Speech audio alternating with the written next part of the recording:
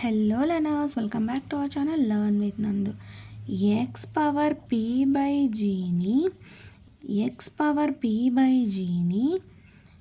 Jeet route of x p కూడా రాయవచ్చును.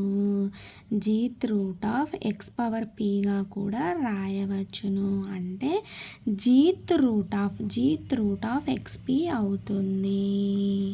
అర్థమైందా?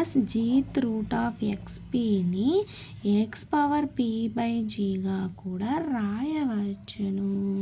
అంటే ఇక్కడ అర్థం x power p into x power 1/g అని అర్థము కదా.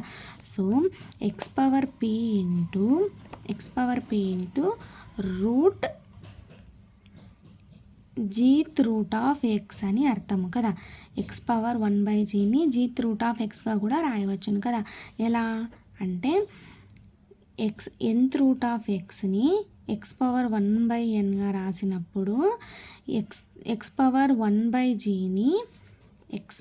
1/gని జీత్ రూట్ ఆఫ్ ఎక్స్గా కూడా రాయవచ్చును కదా. సో ఇక్కడ నేను జీత్ రూట్ ఆఫ్ ఎక్స్గా రాశాను. X power p into gth route of ఎక్స్ని gth route of x power పీగా కూడా రాయవచ్చును. అర్థమైందా? ఎక్స్ పవర్ పీ బై జీని gth route of x power పీగా రాయవచ్చును. అర్థమైందా? Thank you so much for watching this video. Please subscribe to Learn with Nandu channel for more videos. Thank you.